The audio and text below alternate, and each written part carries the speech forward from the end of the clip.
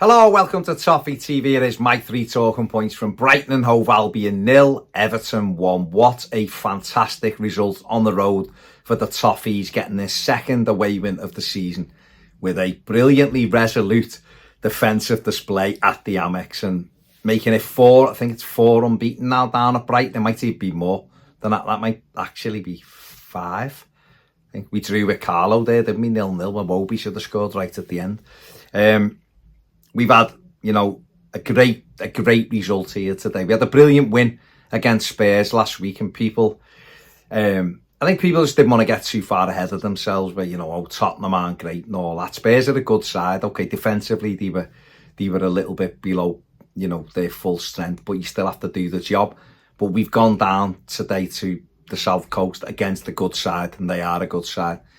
And we've dug in and we've got an absolutely brilliant, resolute performance. Dug in, believed in what we were doing, believed in each other, giving the fans a fantastic day out. It wasn't an amazing performance, don't get me wrong. It wasn't the 5-1, which a couple of years ago when we just had one of them days where everything went for us. Today we've had to battle and scrap and earn it, and the fans have deserved that. They go everywhere, all over the place, all over the country, and they've not seen enough of that today, what they've seen today. And at the end, made up to see David Moyes going down to acknowledge the fans and the fans singing his name again. It just, at the moment, it all fits, and I am absolutely delighted he is back as our manager, and we'll see what happens. But right now, he's the man we need, and it's great. We've won 2 out of 3, but won the last 2, and it's onwards and upwards now. Can we keep it going? First thing I want to talk about today is Brian, who, the last manager, I don't know what he was playing at, if I'm honest. I don't know what he was playing at with most of the things he did this season, but that's maybe for another day. But the Brian situation, I just can't get my head around how when you're showing everybody you haven't got a clue what to do as a manager, try something different and give this lad a go. David Moyes, it took him 2 training sessions to realise that this lad deserves a go. He was on against Villa, he played against Spurs, and he's done what seemed about 3 hours today on that pitch with all the injury time, and he's been absolutely brilliant. Up against Matoma, who I think's a fabulous footballer, up against Rutte late on, who's a good player as well, and he's passed both of them with flying colours. Done really well. This is a lad we got for 15 million quid, and it's quite clearly an investment. I'll be honest, getting him, I'm not sure, but you give him a go. He played in Europe last season. He's playing for Lyon, done really well, scored goals. I think he was their second top scorer. I think got 6 or 7 goals last season just because of his physique. But the last manager just totally wrote him off. Didn't think he was worthy of a go. Would always try, well, he wouldn't really try other things, but he would always go back to Michael Keane, and that's nothing against Michael Keane, but that was the manager was just wedded to those players, and I think that's what's been really refreshing from David Moyes. He's come in and he's given Brian a go. Nathan Patterson is getting on the pitch and getting minutes and feeling like he's contributing. Jesper Lindstrom looks like a different player. Worked his bollocks off today. Mostly defensive, but he done it. Got us out of a few tricky situations in the first half, switched the play a couple of times. And these players are starting to realise they're part of a squad, not just go and sit over there while I just pick my favourites. And O'Brien's had to bite his lip and get on with it, or bite his tongue. What do you do? He hasn't said anything, put it that way. But I thought he'd done an Instagram post, and he'd done an interview, hadn't he, last week sometime. David Moyes got here and was like, I thought I'd play a bit more, but now I'm ready to contribute. And David Moyes has gone with it, and he's done a really good job. Now, when you're building to be a team that is on the attack a lot more, and is he going to fly down that right wing and whip crosses in and get assists? Not sure. Don't think so. But I think what David Moyes is doing with him is getting a minute into his legs, letting him understand the demands of the Premier League. This happened with Jolie Lescott all those years ago with Moyes. Come in, he was in. He kept Leighton Baines out the side. Lescott played at left back. worked his way, understood the Premier League, contributed, and then came a really good centre-back, and obviously Manchester City come and bought him from us when they got all the money, and that's sort of what he's doing with O'Brien. He's giving him them Premier League minutes, that experience, building it up, but he's doing it on the right-hand side, and I think he's done a great job today, and I'm delighted to see him in and contributing. So long may that continue. He was part of the defence that has kept Brighton to just one shot on target today, which is a tremendous afternoon's work from the defence, marshalled, of course, by Tarkowski. But yeah, done an absolutely brilliant job. Second thing I want to talk about is Gana Gueye. This fella's unbelievable. 35 years of age. Energy of a 25-year-old. He's absolutely everywhere. He puts fires out. He nicks the ball back for us. He's decent enough in possession. I haven't looked at his numbers today, but he normally posts around 90% at least passing accuracy. But I've not looked. Someone will probably call me out on that because I haven't checked it. But what he did today was an incredible job when we were backs against the wall in the second half. And we really were. Brighton moved it round really well, and couldn't get out really, could we? And even when we were down to 10 men, we had to play 15 minutes or something at the end with 10 men. When Mangala went off, he was everywhere. He was blocking things, he was flicking things over people's heads on the edge of our box and breaking with it. He was chasing his own clearance, and he done just an amazing job. The fella's out of contract in the summer. Everton, my opinion, Everton absolutely have to keep him. Now, I'm not saying give him the same contract he's on, and if someone offers him, I don't know, a big contract somewhere else, then fine. I'm not suggesting Everton should match it, because we need to flip the dial on that and start bringing these wages down so that we don't experience what we have done, and we can build quality on top of quality. But if Everton can do a deal with him, whereas his wages are reduced but we're giving him a bit more security, I would love him to stay. I think he's absolutely vital. And I think for someone like Harrison Armstrong, who's learning the game, even for like Tim Irabunum, James Gana, these are lads who are learning how to play in the Premier League. Okay, Gana's played more than Irabunum, but he's going to be key for those two lads. And he's just such a brilliant example setter. And you're seeing at the end, David Moyes is grabbing him and the hugging, he's grabbing the Gueye, and they're all there celebrating. But they're over to Gueye, because he was absolutely fantastic all day. He was everywhere. And these are a good side. They're talking a good team we've just beaten here. And he was fantastic.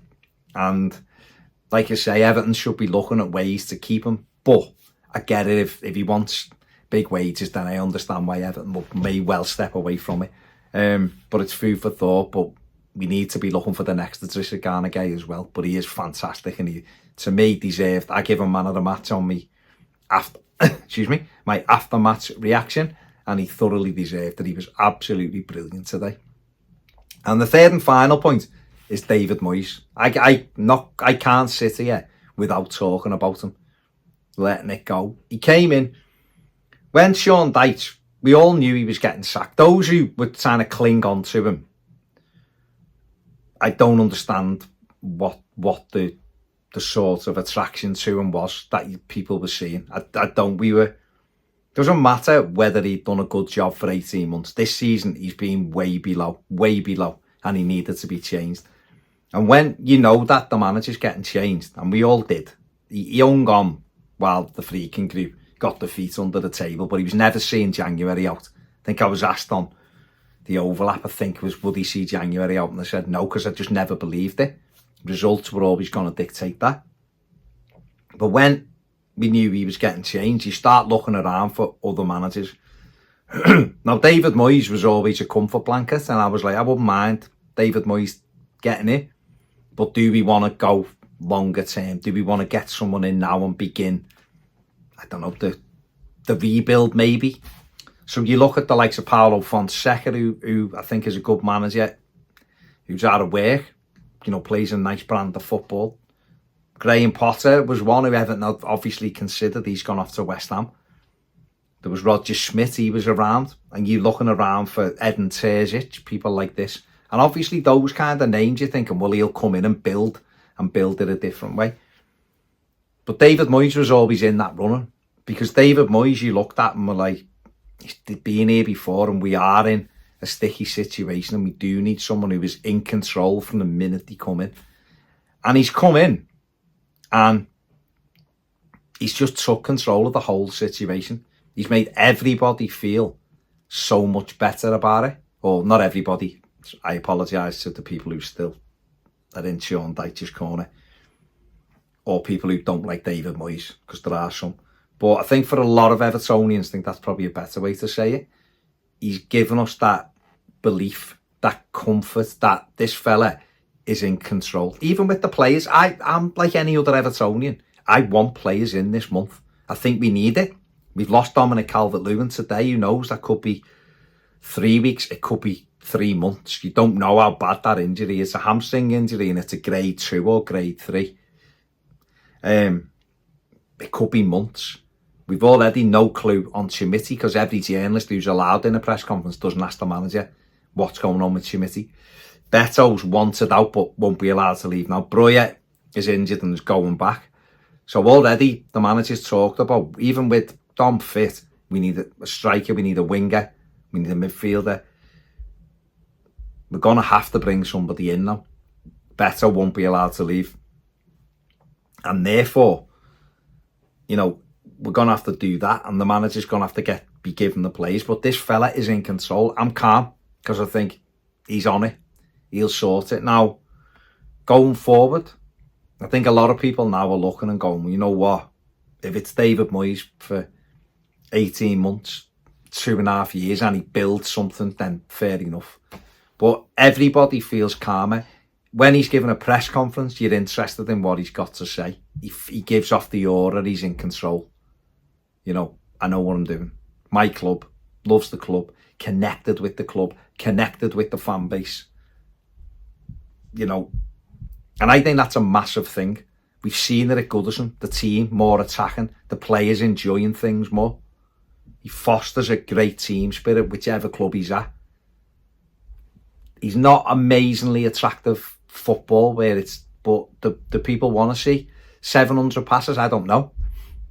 I don't. I want to see Everton trying to attack and get on the front foot at home. Away, if we go away and played 19 away games like today and won 9, I'd go, fair enough. Don't mind. About points. At home, when we're in the stadium, we want to see the team flying forward and getting goals and not being so passive as what we have been. And I think he has done that. And I'm delighted. I'm absolutely delighted with him. I like listening to him because, again, it is a bit comfort blanket, of course it is, but he's the man we need. He's the man we need right now. And he's the man who will get Everton going in the right direction again. And most of the people are behind him, and that's great. We've had a brilliant start. There will be bumps in the road. This isn't going to just go, oh, win, win, win, win. We know it isn't. Got another tough game next week against Leicester. Yes, it's very winnable. If we win that, we really are, you know, we're within touching distance of going, we're going to be fine. We can relax and play a bit of football. We've got to win the game. But we've got a week now to get, you know, with a Boonham a bit fitter, James Gana a bit fitter, obviously, hopefully Chimiti a bit closer, get a couple in, assess Dom. You know, luckily, it's a game at home next Saturday. It's a game at home the Saturday after against Bournemouth in the Cup. Then it's the Merseyside derby.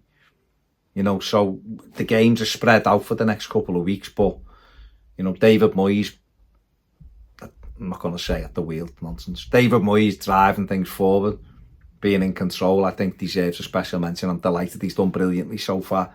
And at the end of the day, no matter whether you wanted David Moyes, Paulo Fonseca, Pep when he gets sacked, whoever, we all want the same thing at the end of the day, and that is Everton Football Club to win matches, and that's what we're doing. So that's why I am buzzing. Go and watch the match reactions, revel in it, enjoy the win. Have an absolutely brilliant weekend. Thank you for all your support. Thanks for watching. Thanks for subscribing. We're edging closer to that 100,000. Yeah, take it easy. Have a great weekend. See you later.